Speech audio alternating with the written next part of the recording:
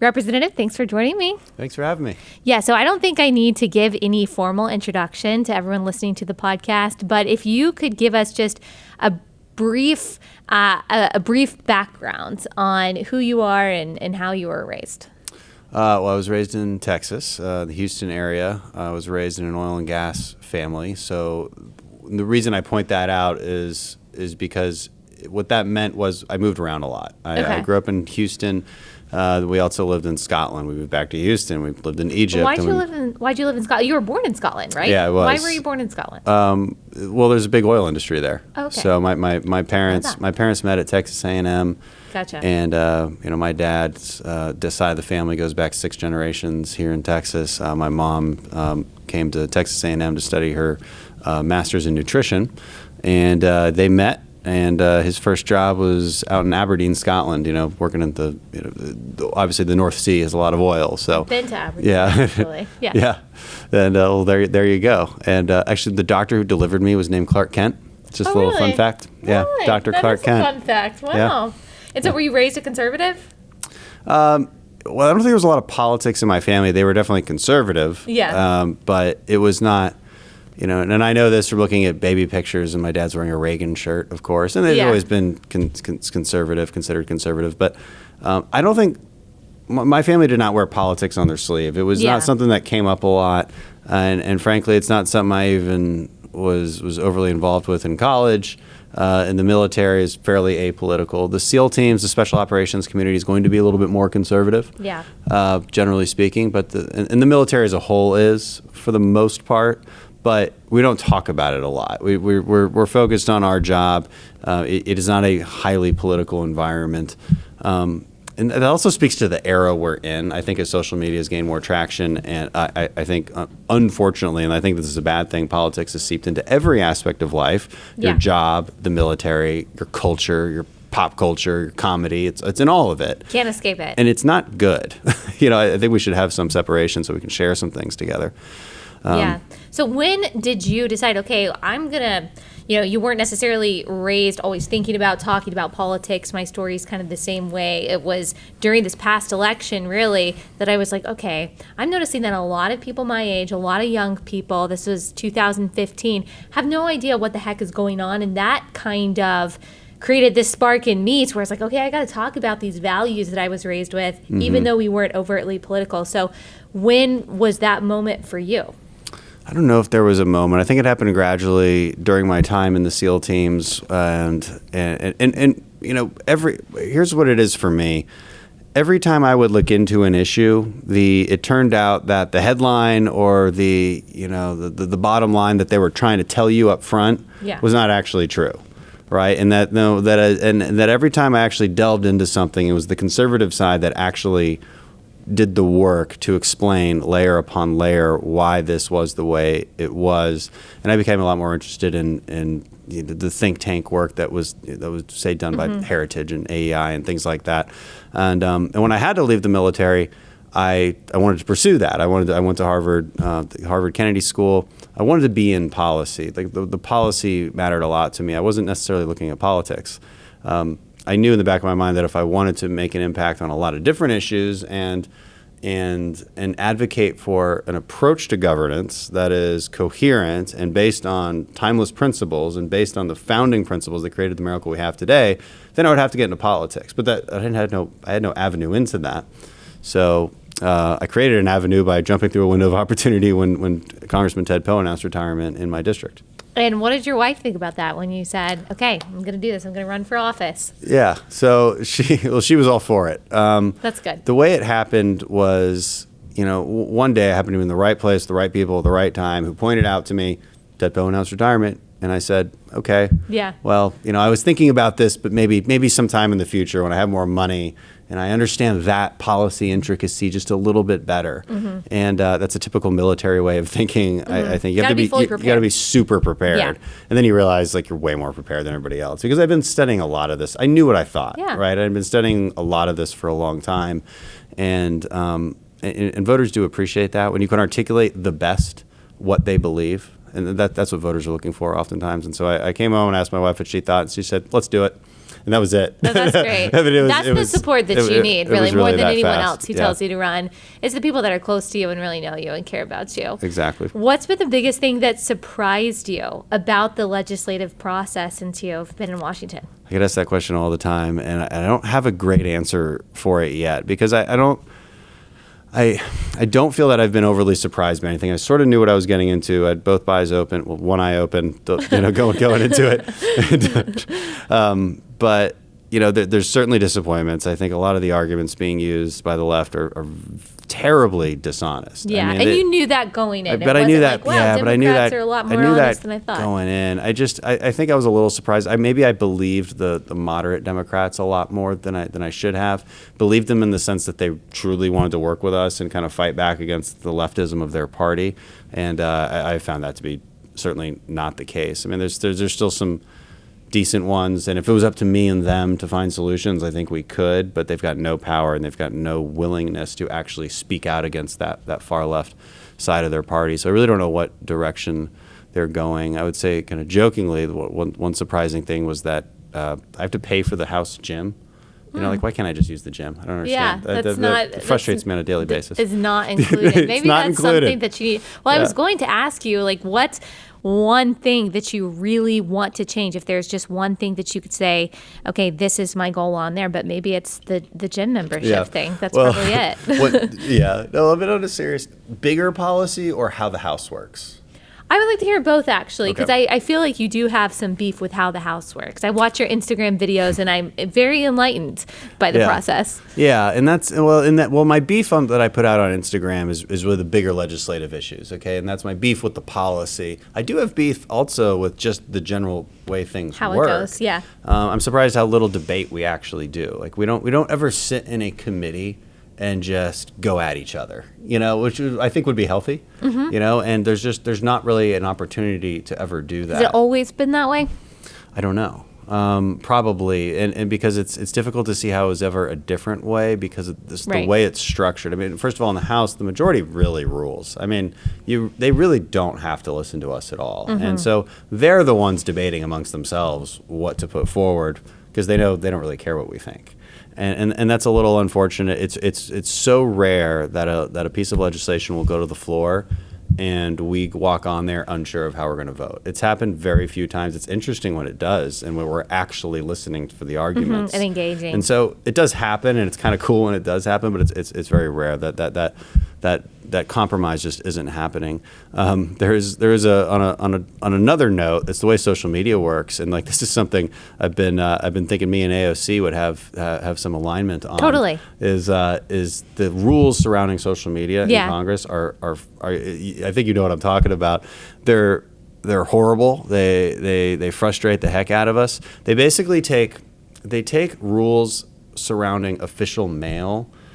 And I don't want to get into that because it's confusing for the listeners, and it's just basically you have to separate campaign mail from your official mail that you mail to your constituents, which makes sense.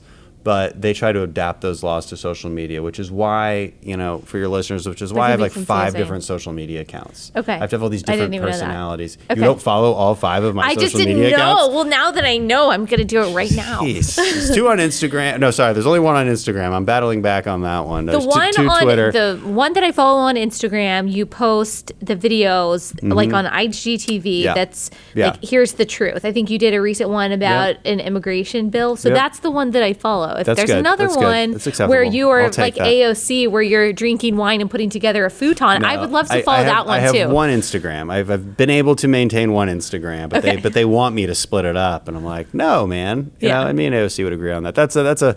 It seems like a small thing, but what it does is it makes it hard for people to see what I'm doing. Yeah. Because they have to figure out where to find me. Yeah, that's true. And that's frustrating. And I think people really appreciate that. I've appreciated just the simple videos that you've done explaining what's going on, because like you said, the thing that frustrated you before you got into politics is the thing that I think frustrates me and a lot of just, of your average people. reading headlines every day. I mean, this is probably one of the questions that I get asked the most is like, how do you know what's true? How do you know what's true? Where do you go to know what's true? And really, all we feel like we can do, unless you have access to an actual politician, is, okay, I'm going to read as much as I possibly can from both sides of the aisle, and then I'm going to make the effort to piece things together and hopefully find the truth, read the original legislation. But the fact of the matter is, young people don't have time, or they just don't want to. People have their lives to live, and it's not, it doesn't make sense to expect that of them. And so what I try to do is not give them the talking points, right? Because people see through that, and people can tell if you're coming at them with a simple talking points that you're reading, or if you've got a few more layers of explanation underneath that. And even if they don't trust you, at least they can see whether you're persuasive or not. And I try to be, and I try not to just throw out a bunch of red meat. I want to explain to you why this is wrong.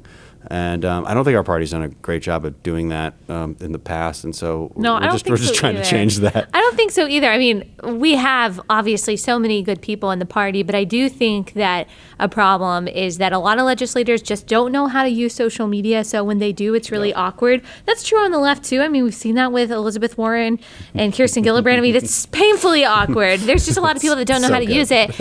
And also, I think a lot of conservatives especially seem to not be able to get out of the like politician persona. Like they've got the hand motions, they've got the cadence. Right.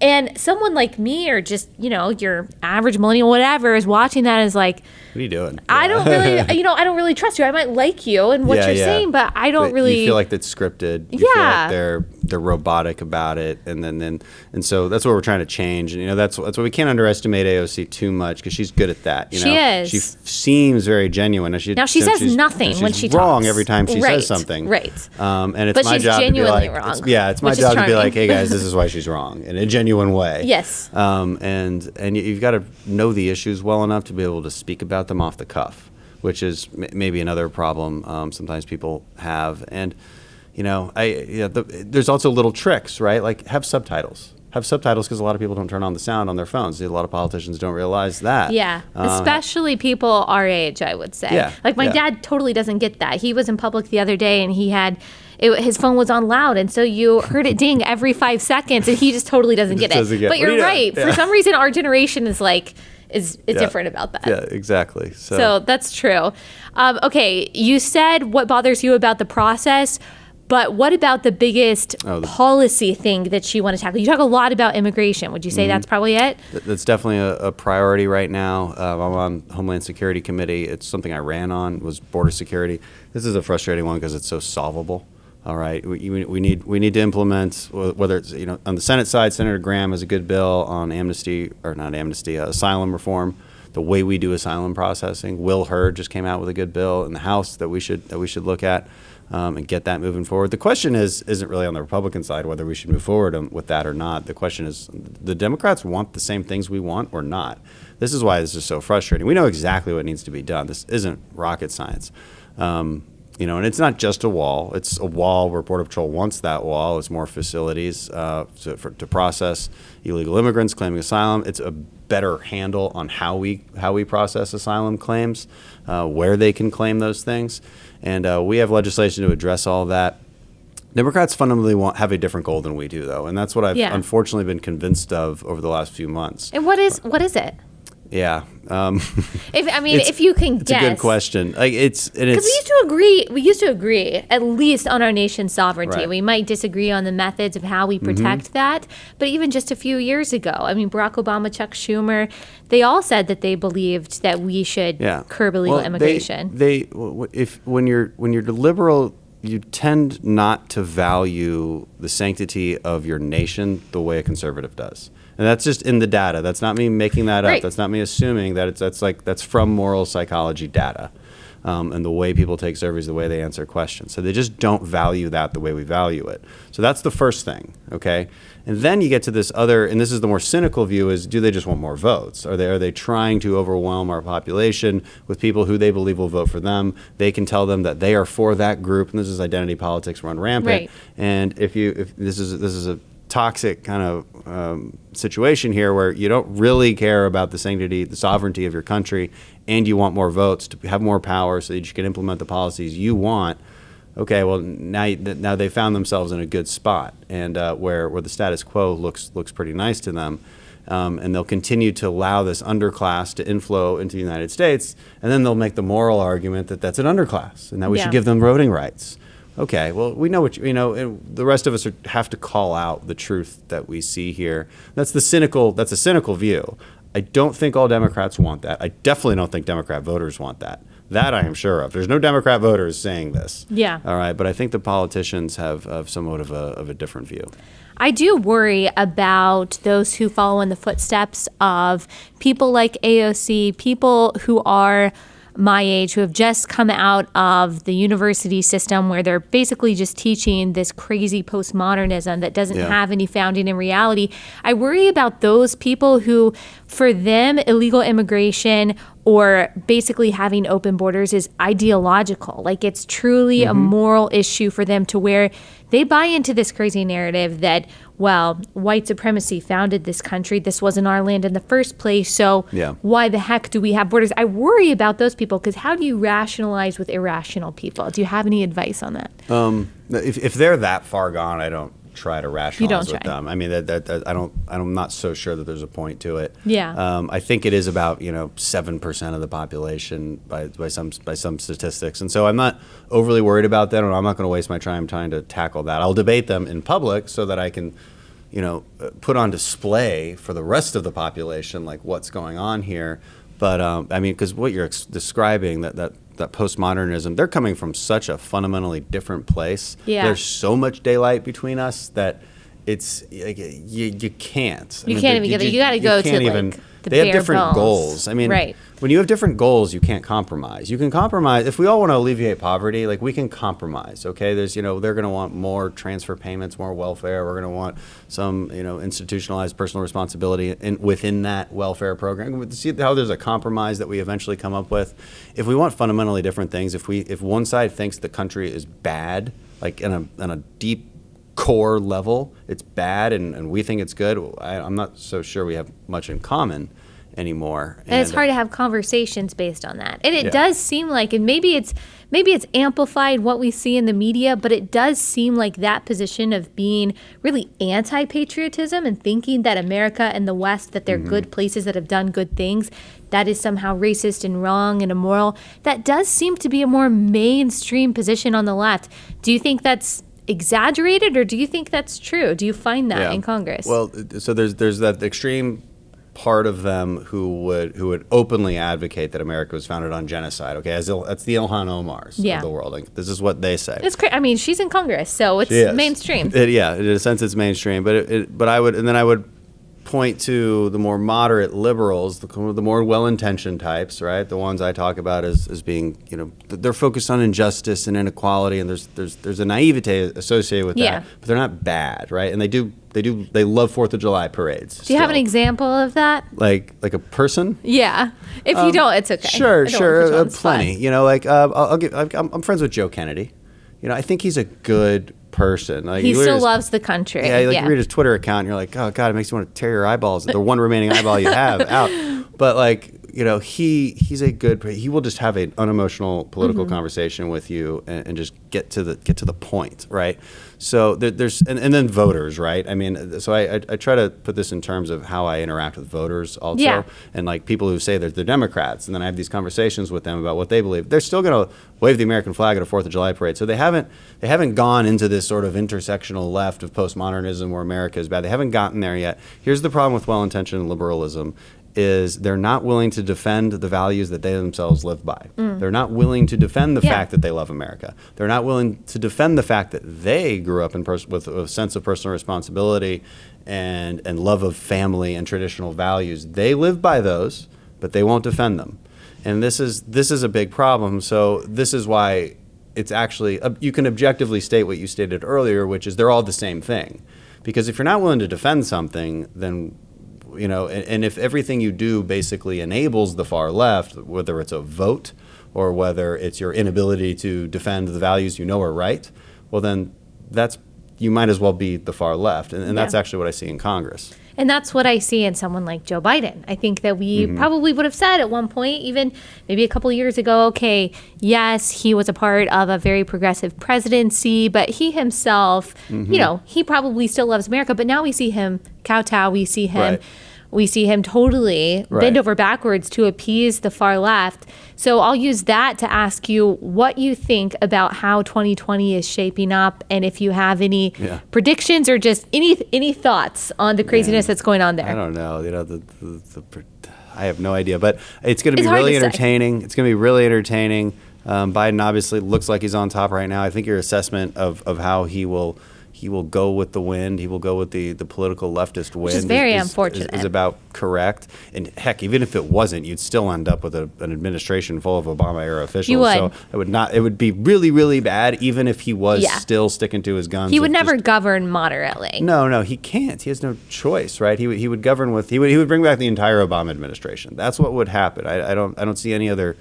Now here's our advantage there. He's going to have to answer a very difficult question, which is, how is it that you coming back is better? Because by every measure we have, things are better. Now, there's a lot of people who just don't like Trump, and they believe that character matters in the White House. Fair enough. And they've convinced themselves that actually the country is doing really poorly, despite all statistics to the contrary. Right. I mean, because once you have that emotional belief, you'll look to confirm that any way you can. And they do that. But even if they acknowledge that by every measure, every indicator, things are better off, and that includes foreign policy, by the way, as well, they'll still hold on to the idea if they just don't like the person. Because, and this always goes back to, why do you vote? And I would argue that the reason you should vote is not for the person. I mean, that definitely has something to do with it. I'm sympathetic to these people who just don't like the president. I get it. But I'm less sympathetic to people who just vote on one issue. I don't think that's a good reason to vote. You should vote based on how somebody is going to govern and the philosophical approach they bring to that.